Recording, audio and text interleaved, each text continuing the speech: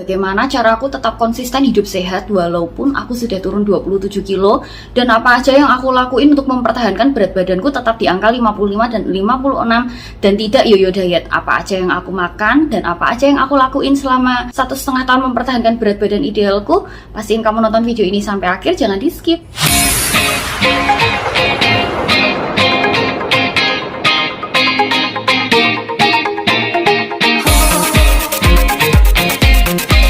Besti, apa kabar? Welcome back to my channel. Makasih banyak ya buat kamu yang sudah klik dan tonton video ini. Apa kabar kamu Besti? Semoga kamu semua selalu dalam keadaan sehat dan selalu dalam lindungan Tuhan yang Maha Kuasa. Bagaimana dietmu hari ini? Apakah sukses? Gimana cerita dietmu? Apakah kamu masih pada semangat atau sudah loyo nih? Nah, aku tuh sering banget terima DM dari teman-teman yang mereka itu bilang kalau susah banget untuk konsisten. Bahkan aku juga sering dengar cerita dari teman-teman kalau mereka tuh sudah banyak yang sudah berhasil turun berat badan, tapi karena mereka tidak bisa mempertahankan pola hidup sehatnya, mereka kembali lagi ke kebiasaan lama yang membuat mereka itu berat badannya naik lagi. Aduh, sayang banget. Aku ngerti sih, setiap individu tuh punya perjalanan diet yang berbeda-beda dan prosesnya pun tuh pasti berbeda antara satu dengan yang lain.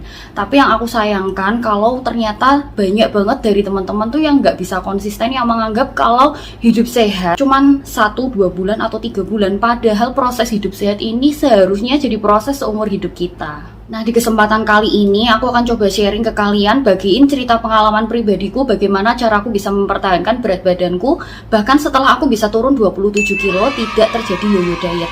Jadi sekarang kalau kalian tanya, berat badanku sekarang adalah di angka 55, 56, maksimal di angka 57. Nah, setelah ini aku akan share tips-tipsnya, pastiin kamu tonton sampai akhir. Tapi sebelum itu jangan lupa subscribe, nyalain loncengnya supaya nanti kita bisa ketemu lagi di lain kesempatan. Oke, langsung aja teman-teman. Kebiasaan yang masih aku lakukan sekarang adalah tetap makan dengan pola makan yang benar. Sama halnya ketika aku waktu itu diet ala Tia Aristia yang membuat aku turun 27 kilo total. Kebiasaan itu masih aku lakukan sampai sekarang, yaitu makan sering dalam porsi kecil. Jadi aku masih tetap makan 4-6 kali dalam satu hari, 2 kali makan besar dan masih makan nasi. Dan juga aku tetap menerapkan diet yang tinggi serat dan juga tinggi protein. Nah, ini contohnya.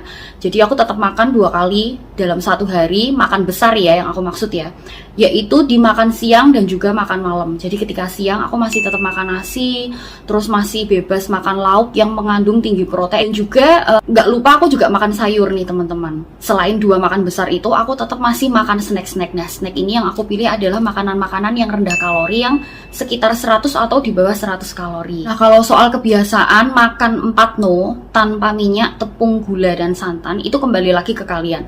Apakah sehari-hari kalian tetap memilih makan 4 no atau tidak? Itu menurutku kalau kalian sudah di fase maintenance adalah bebas pilihan kalian. Sama halnya seperti aku.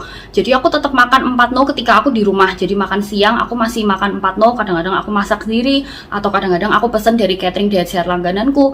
Nah, tapi ketika aku di luar, misalkan waktu malam hari atau sore hari, aku ketika di luar aku juga jajan di luar. Nah, tapi yang membedakan adalah aku mulai mengatur kontrol porsi makanku. Jadi ketika aku jajan di luar pun aku nggak kalap, kayak nggak semuanya aku makan. Jadi aku tetap makan nasinya 3 sendok nasi dan dengan lauk-laukan yang bebas seperti itu sih. Aku juga pernah dengar sharing dari teman yang mereka itu setelah mereka ada di fase maintenance, yang mereka lakukan adalah Senin sampai Jumat tetap makan 4 no, dan ketika hari Sabtu dan Minggu mereka makan bebas, which is itu terserah sih kalian lebih seneng yang mana.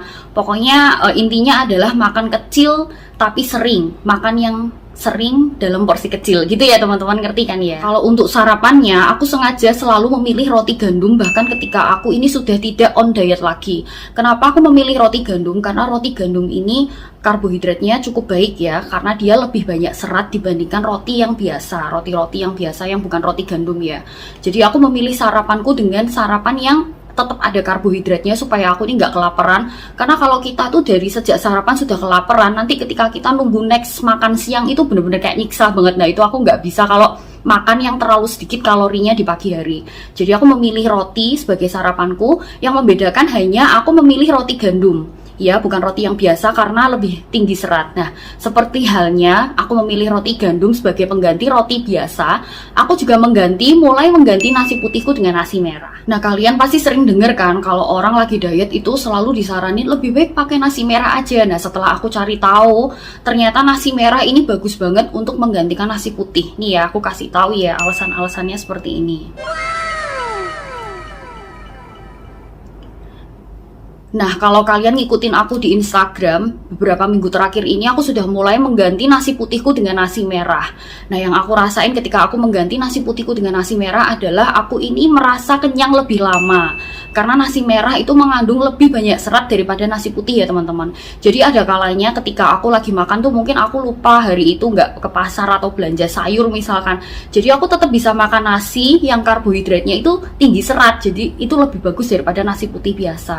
Nah, ketika kita makan tinggi serat itu, otomatis kita ini nggak mudah lapar. Kita akan kenyang untuk waktu yang cukup lama. Nah, buat teman-teman yang mungkin kelewat sharingku di Instagram atau kalian belum follow aku di Instagram, kalian mesti akan tanya kan rekomendasi beras merah pilihanku. Nah, ini aku kasih tahu, ini adalah rekomendasi beras merah pilihanku dari Habuki. Habuki Premium Organic Rice beras merah. Nah, kenapa ini jadi favorit dan pilihanku? Karena seperti yang kalian lihat, selain kemasannya yang aman, ini tuh divakum ya. Nah, beras merah Habuki ini juga sudah punya lisensi atau sertifikat halal. Ya, which is kalian udah nggak usah ngeraguin lagi ya, karena ini sudah ada sertifikat halal dari MUI dan juga dia ini sudah bersertifikat organik dari Lesos. Itu sudah pasti jaminan kalau beras ini tuh beras organik premium dan pilihan.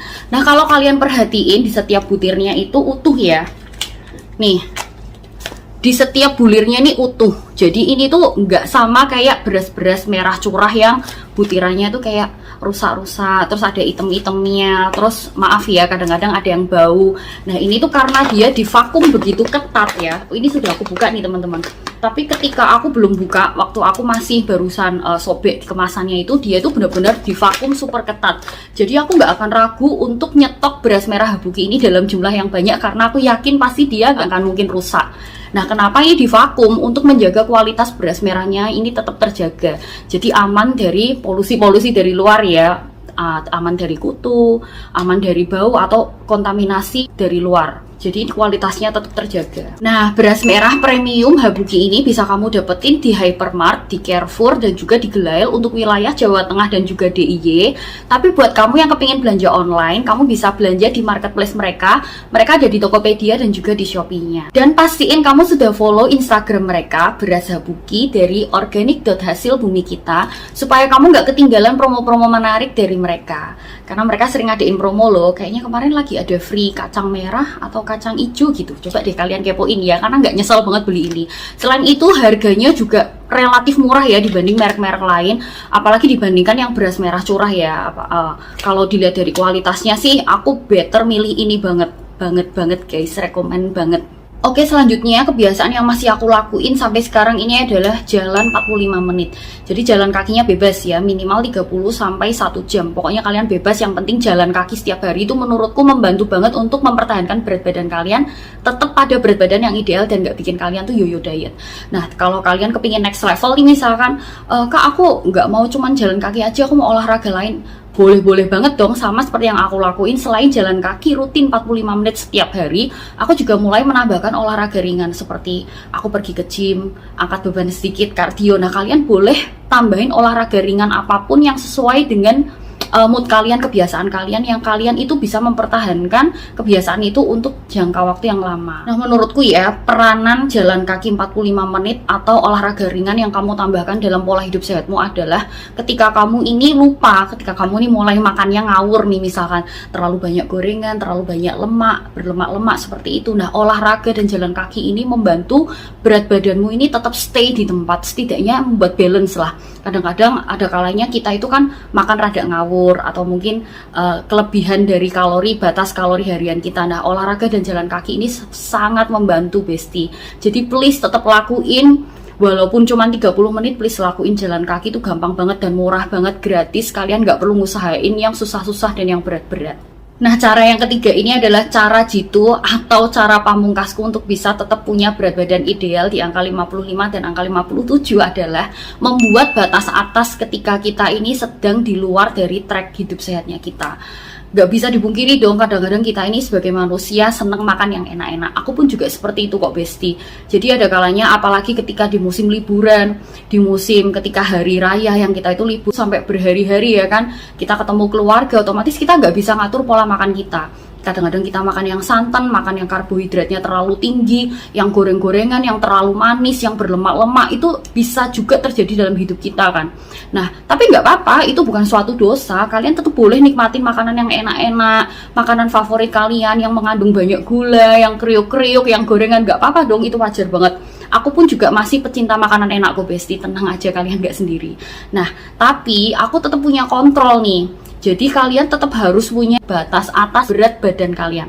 Jadi misalkan aku setelah turun 27 kilo adalah berat badanku di angka 55, aku membuat batasan berat badan maksimalku adalah 2 kilo di atas, which is itu 57. Nah, ketika aku ini nimbang secara berkala, entah itu mau 1 minggu sekali, 2 minggu, ataupun per 1 bulan.